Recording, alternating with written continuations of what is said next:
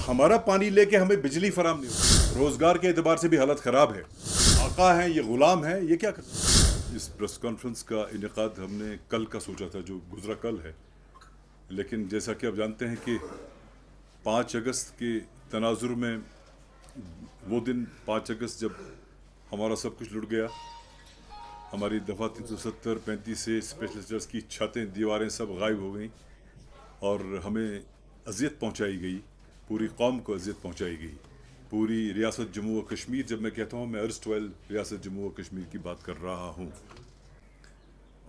जो लोग यहाँ आए थे कल सुबह, जैसे हमारे जनरल सेक्रेटरी साहब गुलाम नबी हंजूरा साहब, तो जब वो यहाँ आए तो पूरा दिन उनको अंदर बंद रखा गया, बाहर ताला लगाया गया। मेरे ख्याल से फिर मगरिब की नमाज के साथ ही शायद उनको फिर रिहाई मिली। तो ये सारी बातें जो है, मजम्मत अगर हम करना चाहेंगे, मेरे हिसाब से आज की तारीख़ में मजम्मत करने के लिए अल्फाज भी कम पड़ गए हैं कि हमें कोई नई डिक्शनरी, कोई नई लुग़त को देखना पड़ेगा जहाँ पे हम ऐसी अजियतों की मजम्मत कर सकें, कोई लफ्ज़, कोई एक्सप्रेशन इस्तेमाल कर सकें जो जमहूरियत के दायरे में हो रहा है। अब देखिए, 5 अगस्त को हमारे साथ ये हुआ और आज भी वैसे वही दिन है, क्योंकि 5 अगस्त को हुआ था राज्यसभा में और 6 अगस्त को हुआ था लोकसभा में। तो आज भी उस कंटिन्यूटी के एतबार से ये दिन भी उसी के साथ जुड़ा हुआ है, 6 अगस्त को। अब कल से हमने बहुत सारे बयानात सुने, बहुत सारी बातें सुनी हमने, इवन प्राइम मिनिस्टर साहब के बयान भी आ गए। तो हैरानगी भी हो जाती है इंसान को कभी कभी कि लोगों को कितना बना सकते हैं, ये किस हद तक जा सकते हैं बनाने में। मिसाल के तौर पर कल ये भी कहा गया कि ये एक आर्टिकल 370 का डाइल्यूट होना, क्योंकि आर्टिकल 370 एज सच वहीं पर है, लेकिन उसके अंदर सारा कुछ है वो चेंज हो गया, कि आर्टिकल 370 का डाइल्यूट होना एक वाटरशेड है, मेरे ख्याल से मोदी साहब ने कहा। अब किस किस वाटरशेड की बात करें हम? अगर हम फिलहाल इस वाटरशेड में से शेड निकाल दें, हम सिर्फ वाटर की बात करें, पानियों की, that is Indus water treaty. हमारा सारा इलाक हमने कर दिया इतने बड़े जमहूरी मुल्क हिंदुस्तान के साथ, और 1960 में शायद इंडस वाटर ट्रीटी का इनेकाद ने जन्म लिया, प्रोबेबली इट वाज सितंबर, जहाँ तक मुझे पुराना याद है। आज 64 साल हो गए, हमारे पानियों पे हमारा हक नहीं है, और यहाँ तक कि हमारे पास हमारा पानी पड़ोसी मुल्क को दिया गया, जैसे इंडस रिवर है, उसमें झेलम है, चनाब है, और अपने लिए रवि, ब्यास, सतलुज रखा गया। हमने इलाक कर दिया, हमारा पानी दिया गया, और हमारे पानियों पे जितना बचा हुआ है वहाँ पे प्रोजेक्ट्स बनाए गए जो हमारे नहीं है, जो गवर्नमेंट ऑफ इंडिया के अंडर आते हैं, और हमारे पास बिजली नहीं है। अब जब हमारे पास बिजली नहीं है, उस पर तुर्रा ये कि हमारे पास स्मार्ट मीटर लगते हैं, लेकिन स्मार्ट सरकार जो हमारी है, ये स्मार्ट मीटर लगाते हैं, लेकिन हमारे पास स्मार्ट बिजली की हमारे बिजली नहीं है। ऐसा नहीं कि इनको बिजली नहीं मिलेगी ना, ऐसा नहीं है, किसी गलतफहमी में मत रहिए। ये खरीदते ही कम है, करना क्या है यार, हम तो आका हैं, ये गुलाम हैं, ये क्या कर सकते हैं? ये खरीद सकते हैं, बिजली हमें दे सकते हैं, लेकिन खरीदते नहीं हैं। उतनी ही खरीदते हैं जितनी इनकी मर्जी है। बाकी आपका वो लोड शेडिंग ये जारी है, आपका शेड्यूल जारी है। तो हमारा पानी लेके हमें बिजली फराम नहीं होती है। अब चूंकि मोदी साहब जो हमारे वजीर आज़म हैं, वो अक्सर कहते हैं कि मोदी है तो मुमकिन है, ये वो कहते हैं, ठीक है। चलिए हम इनकी इस बात को 2 मिनट के लिए मान लेते हैं कि मोदी साहब है तो मुमकिन है। तो इसी मोदी साहब से हम गुजारिश करते हैं कि आप कहते हैं कि सब कुछ मुमकिन है आपके राज्य में, तो ये पानी हमें वापस दे दीजिए।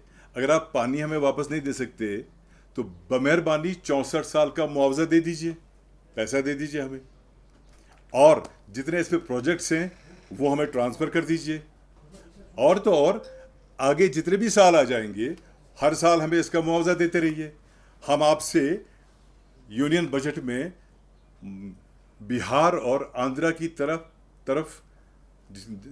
तरह पैसे की बरसात नहीं मांगेंगे कि आपने उनको बरसात की पैसों की। हम आपसे अपना हक मांग रहे हैं। अगर आप कहते हैं मोदी है तो मुमकिन है, तो बमेहरबानी इस प्रेस कॉन्फ्रेंस और आप सब के ज़रिए मैं उनसे गुजारिश करता हूं कि हमें 64 साल का मुआवजा अदा कर लीजिए, ये प्रोजेक्ट्स हमारे नाम कर दीजिए, और आगे जितने भी जब तक ये चलेगा तब तक हर साल हमें इसका मुआवजा फराहम करते रहिए। एक दूसरा, उसी बयान में कहीं मैंने ये पढ़ा कि आर्टिकल 370 एक रुकावट थी आइन हिंद के लिए यहाँ घुसने के लिए। मैं ये बात पूरी तरह समझा नहीं कि कैसे, बिकॉज अगर आप मोदी जी की कोई ले लें तो जब वो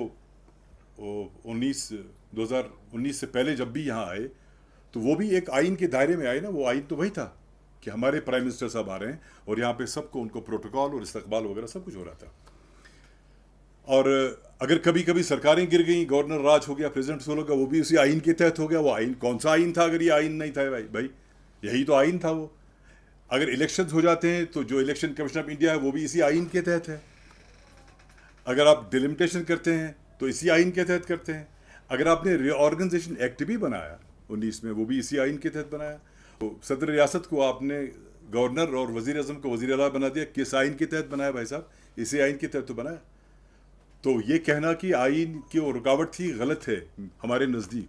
अब अगर हम मान लेते हैं 2 मिनट के लिए कि मोदी जी सही कह रहे हैं या बीजेपी सही कह रही है, ठीक है, कि आर्टिकल 370 रुकावट था, तो जो आर्टिकल 371 बाकी 11 स्टेट्स में है जिसके मुख्तलिफ ज़ुमरात हैं, कहीं पे 370J है, कहीं पे 370A है, बहुत सारे ज़ुमरात हैं, उसके शायद 11 स्टेट्स में है।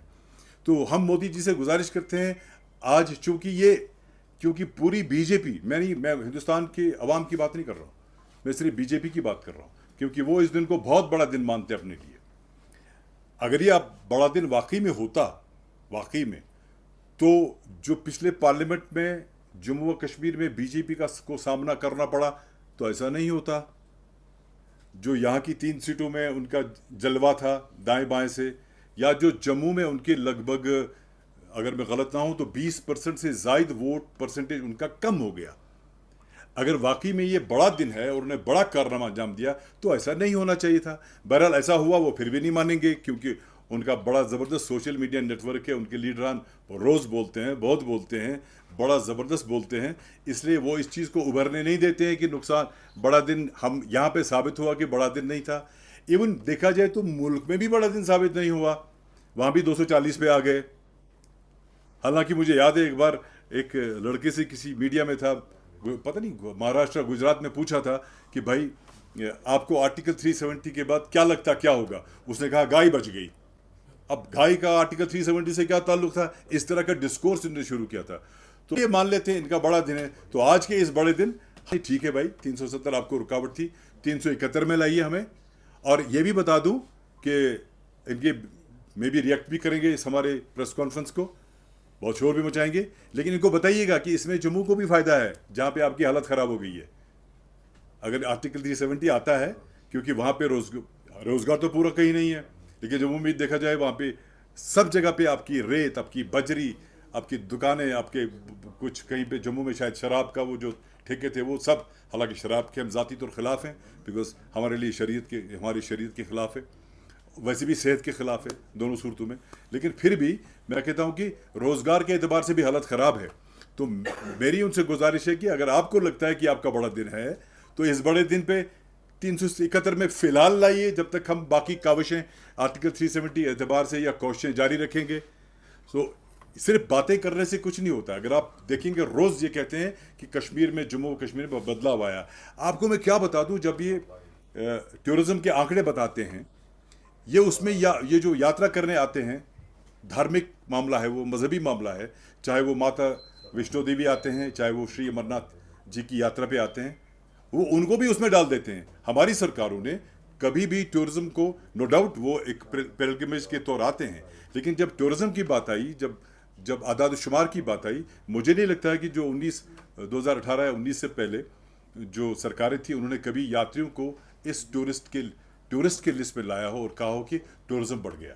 ऐसा कभी कभी लगता है कि जैसे ये इस तरह की बात करते हैं कि जैसे डल कल ही बन गया, निकल आया पानी, जैसे गुलमर्ग परसों दरियाफ्त हुआ, जैसे पहलगाम आज सुबह दरियाफ्त हुआ। ऐसा लगता है कि 2019 से पहले कुछ भी नहीं था, जम्मू कश्मीर में कुछ भी नहीं हो रहा था। अब ये स्मार्ट सिटी देख लीजिए आप, स्मार्ट सिटी का डंडूरा पीट रहे हैं और ये कहते हैं, ये इस तरह से बात करते हैं, कैटेगोरिकली नहीं कहते हैं, ये इस तरह से बात करते हैं कि ये प्रोजेक्ट इन्होंने लाया, ये हमारी सरकार में आया था, इसके बेसिक्स पे काम चल रहा था, इतने में सरकार चली गई। अब ये इस तरह बात करते हैं कि जैसे आर्टिकल 370 जाने के बाद स्मार्ट सिटी का प्रोजेक्ट आ गया। अब उस स्मार्ट सिटी का हाल देख लीजिए, आप स्मार्ट लाल चौक कह सकते हैं, स्मार्ट पोलोव्यू कह सकते हैं और स्मार्ट झेलम का बंड कह सकते हैं।